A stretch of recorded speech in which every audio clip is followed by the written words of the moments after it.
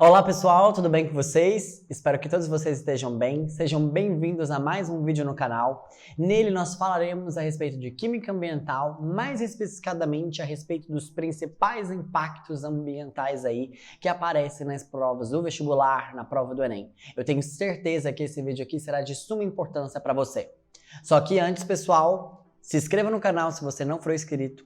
Ative o sininho das notificações para ficar atento às novidades do canal, deixe seu like e o seu comentário e compartilhe esse vídeo com os amigos de vocês. Belezinha? Ah, e uma outra coisa, hein, gente? Não esqueçam de me seguir no Instagram para ficar a par de resumos, dicas e curiosidades sobre a química. E também acompanhar o meu dia a dia aí para dar uma descontraída. Belezinha? Vamos pro vídeo então? No vídeo de hoje, pessoal, como eu já havia dito, nós vamos falar a respeito da química ambiental, mais especificadamente a respeito dos impactos ambientais gerados pelas ações antrópicas, pelas ações do homem. Quando nós falamos a respeito sobre química ambiental, é importante entender que promover ações que gerem menos impacto e corrigir os impactos que já estão existentes ali são tópicos que a química ambiental estuda e valoriza bastante. É indiscutível, pessoal, o impacto que o ser humano tem gerado nos últimos anos devido às suas atividades, principalmente após a década de 50, em 1950, com o advento e a explosão aí das revoluções industriais e o avanço tecnológico. Consequentemente, vários impactos têm sido notados e cobrados na prova do vestibular. Nesse vídeo, nós comentaremos a respeito sobre efeito estufa, chuva ácida, inversão térmica, o smog, que está ligado com esse processo, ilhas de calor e o buraco na camada de ozônio. Ah, e uma outra coisa também que é indiscutível, e vamos colocar aqui no ponto 7, é o lixo que vem sendo produzido. Vamos lá então? Então, pessoal, no primeiro tópico nós comentaremos a respeito sobre o efeito estufa.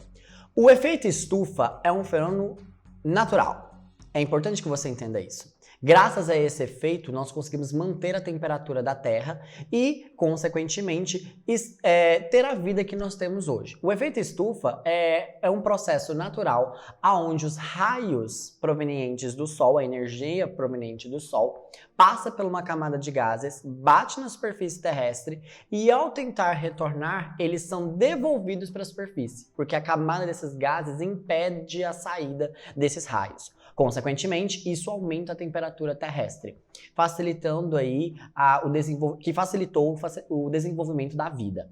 Só que um ponto importante é que esse fenômeno tem sido agravado e gerando um processo de aquecimento global. O aquecimento global é o agravamento desse processo, justamente porque a camada dos gases que eu acabei de comentar com vocês tem ficado mais espessa, digamos assim.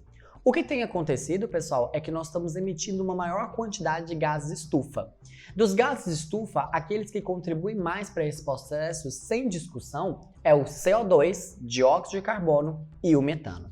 O CO2 ele é liberado principalmente na queima dos combustíveis fósseis, no processo de combustão.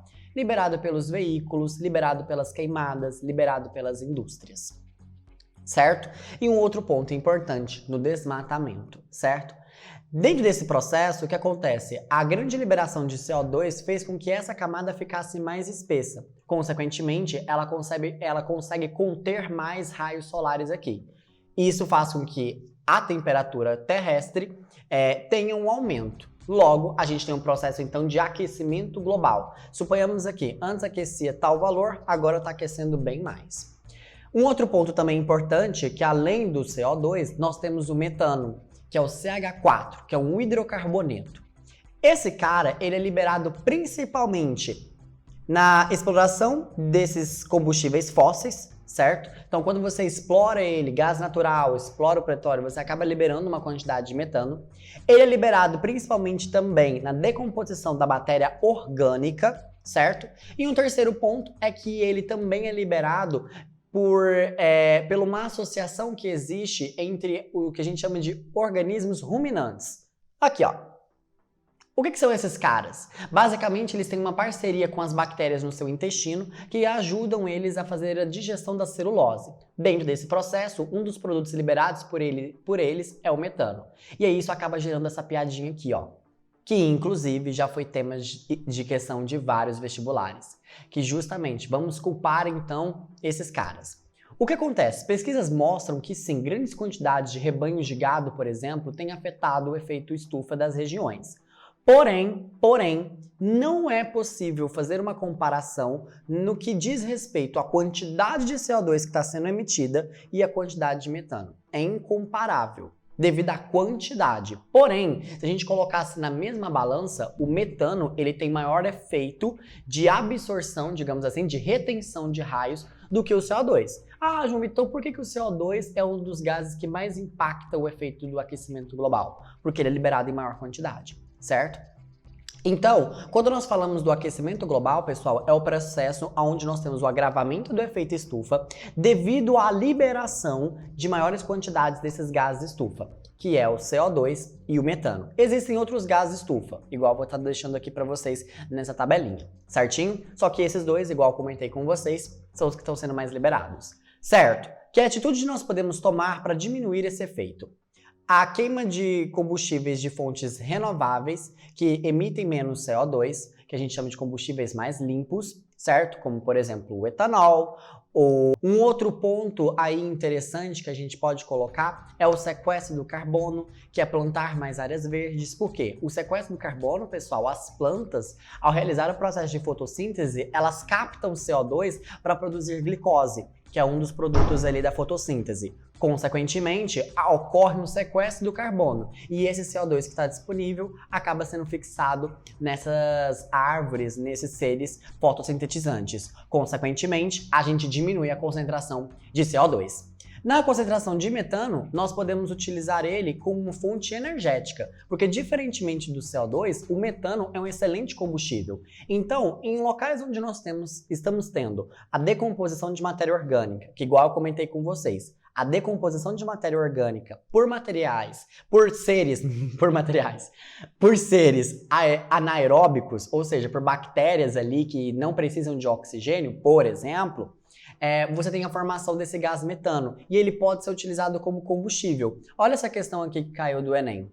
Essa questão retratava de uma praça onde as pessoas pegavam as fezes dos seus animais, colocavam no biodigestor, aonde essas fezes, que é uma matéria orgânica, eram degradados por bactérias anaeróbicas, certo? E produziam metano. Esse metano era utilizado como combustível para acender as lâmpadas dessa praça. Olha que ideia interessante. Certo?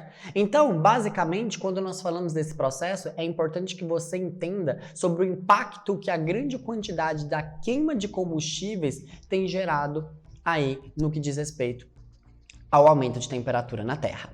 Belezinha? O segundo ponto que nós devemos comentar, pessoal, é o fenômeno chamado de chuva ácida. Quando nós falamos de chuva ácida, é o processo onde nós agravamos ainda mais a acidez da chuva. Por quê? Porque naturalmente a água, pessoal, ela é levemente ácida, a água da chuva. Tá, aí você se pergunta, mas por quê? Porque um dos produtos liberados, por exemplo, na respiração celular, na respiração dos seres vivos, é o CO2. O CO2, em contato com a água, ele produz esse ácido, que é o ácido carbônico. Só que é um ácido fraco. O que é um ácido fraco? Não libera muito o H+. Logo, a concentração de íons H+ ali não é tão alta assim. Consequentemente, fica um pH ali bem próximo do pH neutro, bem próximo do pH 7. Por isso que a gente fala que a água da chuva é levemente ácida. Tá, então o que vem a ser o fenômeno de chuva ácida? O fenômeno de chuva ácida é a produção na atmosfera de ácidos mais fortes, que são provenientes da onde? Dos óxidos de enxofre e óxidos de nitrogênio. O que acontece? Esses óxidos de enxofre e esses óxidos de nitrogênio, ao entrar em contato com a água, eles acabam produzindo o ácido sulfúrico e nítrico. Dá uma olhadinha nas equações. E o que acontece? Esses ácidos são ácidos fortes, liberam muito H+, e diminuem muito o pH da chuva. Os impactos que isso aí geram, pessoal, são N. Destruição de florestas, destruição de monumentos, principalmente monumentos que têm carbonato de cálcio. Olha aqui, para vocês terem uma ideia. O que acontece? O carbonato, o CO3 2-, Esse ânion em contato com o ácido, em contato que meio que tem H+, ele reage e libera CO2. Então isso acaba gerando decomposição. Então olha aqui, ó, novamente para vocês terem uma ideia. Estruturas feitas de mármore, que tem como um dos principais componentes o carbonato de cálcio, não pode entrar em contato com o ácido porque ocorrerá um processo de corrosão ali, justamente da reação do carbonato com esse meio ácido, certo? E aí, pessoal, você faz a seguinte pergunta. Tudo bem, mas da onde que surgem, então, esses óxidos de enxofre e esses óxidos de nitrogênio? Mais ou menos, quase igual lá no CO2 do efeito estufa. Eles são provenientes da queima de combustíveis. E esses combustíveis, que a gente fala de combustíveis não limpos, eles são esse tipo de contaminante. Por isso que hoje existe uma grande quantidade de fiscalizações para determinar o teor de enxofre nos combustíveis. Por quê? Porque quando você queima um combustível, você acaba ali gerando no processo de queima o contato do enxofre com o oxigênio. E isso promove a formação do óxido, que liberado na atmosfera, consequentemente, vai formar o ácido, por exemplo, sulfúrico.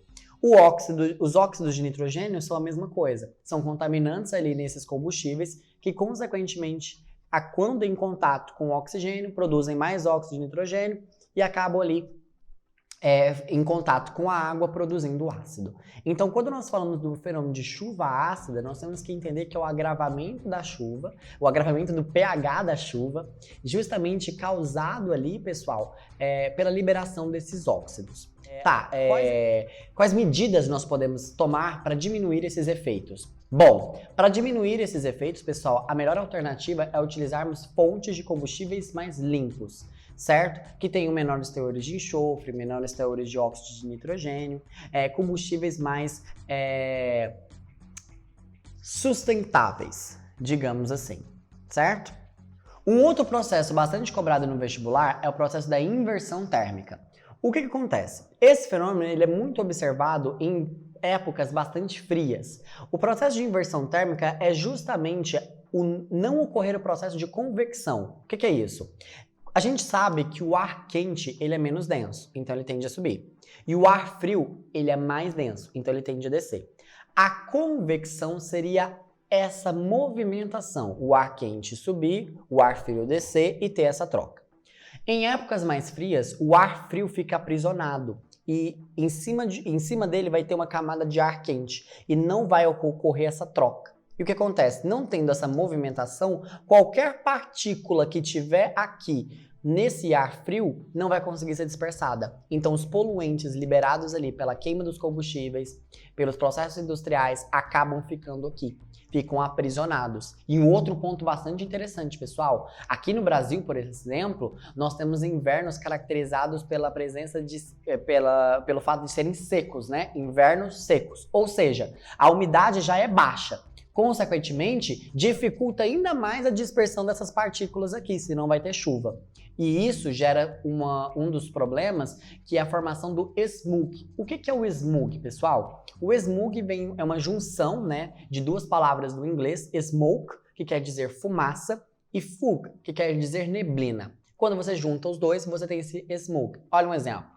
Esse ano nós tivemos o exemplo, né, lá em São Paulo, que foi uma notícia que acabou abalando o meio, a internet, muita gente postando ali, porque o que gerou tanta polêmica nessa foto? Porque a maioria achou que ela foi tirada à noite, e não, gente, por incrível que pareça, ela foi tirada de dia. Se eu não me engano, umas 3 horas da tarde, 15 horas da tarde ali, eles tiraram essa foto. Então, observem. Quais são os impactos que isso gera, pessoal? Os impactos que isso gera são problemas respiratórios, certo? Dores nasais, problemas de visão. Então, esses impactos ali, eles estão muito relacionados com o aumento de bronquite, sinusite, entre outras complicações alérgicas, certo? Bom, o que nós podemos fazer para diminuir esse efeito? De novo, é diminuir a queima de combustíveis poluentes, que acabam liberando essas partículas. Outro processo também que a gente pode fazer é a fiscalização das indústrias. O material liberado para a indústria, será que ele está sendo passado por um filtro antes? Será que existe essa fiscalização? Será que o que é liberado pela indústria, descartado para o meio, gera algum impacto ali na população, na zona urbana que está perto dessa indústria? Então a fiscalização é um ponto bastante importante. Um outro fenômeno bastante cobrado no vestibular também, pessoal, são as ilhas de calor. As ilhas de calor basicamente são o quê? As zonas urbanas, elas tendem a ter temperaturas mais altas e chover mais do que zonas rurais. Por isso, ilhas de calor. Mas por que esse processo acontece? Basicamente por dois efeitos. Primeiro, o efeito estufa, porque essas regiões liberam muito CO2. Logo, o aumento de temperatura nessa região é explicável por esse quesito. E o segundo ponto é o desmatamento, a retirada de material verde, asfaltamento, impermeabilização de água. A água não impermeabilizando, ela evapora com facilidade, porque agora a gente está num ambiente que a temperatura está muito alta, e isso faz com que aumente as chuvas. Outro ponto também interessante, que essa impermeabilização faz com que ocorra enchentes, desmoronamentos, entre outros impactos ali. Então, quando nós falamos a respeito dessas ilhas de calor, é esse aumento da temperatura e da quantidade de chuvas que as zonas urbanas têm passado nos últimos tempos.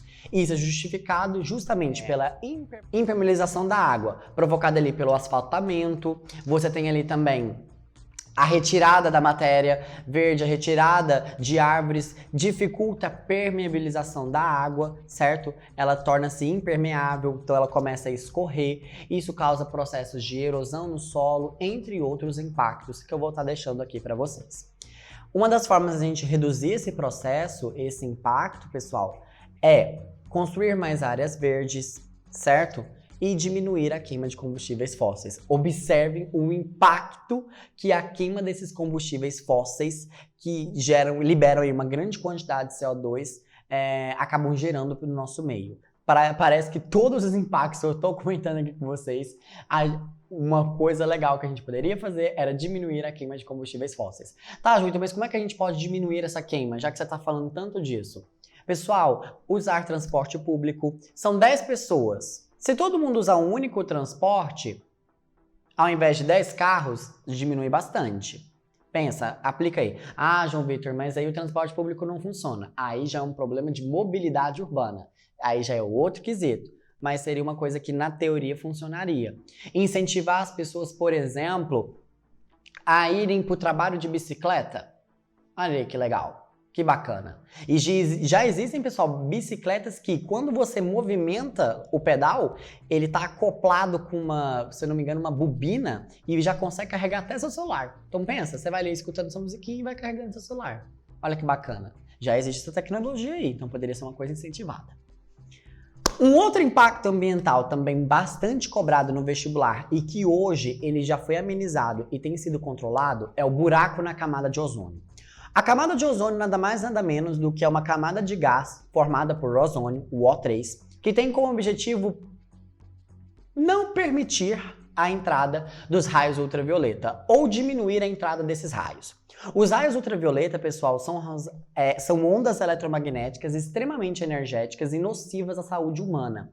Casos de câncer estão associados com a grande concentração desses raios UV. Por isso a importância de passar protetor solar e proteger a nossa camada de ozônio. O que estava acontecendo? Pesquisas mostraram que os CFCs, quando liberados para a atmosfera, eles eram utilizados nos aerosóis, nos motores da geladeira, dos freezers, o que acontecia? Quando eles eram liberados para a atmosfera, quando chegavam na camada que estava presente o ozônio, eles reagiam com o ultravioleta e liberavam cloro radicalar. Olha a reação.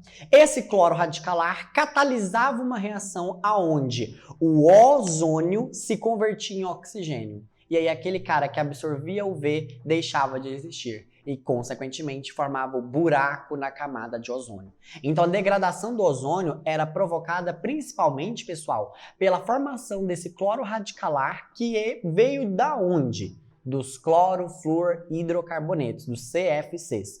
Hoje, esse fenômeno foi controlado, a camada de ozônio tem sido monitorada certo? E os CFCs foram substituídos por outros componentes. Mas mesmo tendo sido controlado, pessoal, é importante estudar esse fenômeno, é importante entender o que aconteceu e entender que a importância que existe através dessa camada, que é justamente evitar com que grande concentração de raios ultravioleta penetrem, cheguem na atmosfera e, consequentemente, gerem os impactos aí que eu comentei com vocês, que um dos principais impactos é o aumento do câncer de pele. Belezinha? Então, a importância de estudar esse fenômeno é justamente entender que, por exemplo, utilizávamos um tipo de substância que, quando em contato com o meio ambiente, gerava esse impacto. Então, tá vendo a importância da gente estudar os componentes que estão sendo produzidos? Estudar o que vai acontecer se eu pegar esse componente e descartar ele no meio ambiente? Essas são preocupações que hoje elas estão em pauta no que diz respeito à produção e à síntese de compostos. Por fim, pessoal, um outro tema bastante importante é o lixo, o resíduo ali gerado pelas nossas atividades. Pessoal, um dos pontos mais importantes que você tem que ter consciência é a respeito da degradabilidade desses compostos.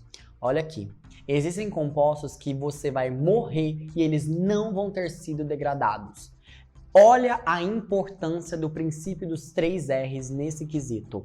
A reutilização, a redução e a reciclagem. E aqui a gente vai comentar cada um deles. Primeiro ponto, quando a gente fala de redução já é óbvio, é diminuir a quantidade, é utilizar menos quantidades. Ponto. Segundo ponto, reutilização. Muita gente confunde reutilização com reciclagem. Pessoal, é muito comum você ver esses erros nos noticiários. Reutilização é você pegar aquele material e utilizá-lo com a mesma finalidade. Então, por exemplo, você tem ali o alumínio utilizado nas latas e você forma novas latas. Isso é reutilização, é reutilizar o alumínio. Você pega, por exemplo, um papel que você escrevia e agora vou pegar e vou usar ele como rascunho. Isso é reutilização. O que vem a ser reciclagem? A reciclagem é a mudança de utilidade. É quando você tinha um objeto para tal fim e você aplica ele em outro. Exemplo, você tem ali garrafas PET e você corta para fazer, por exemplo, brinquedos. Olha aqui. Ou fazer enfeites.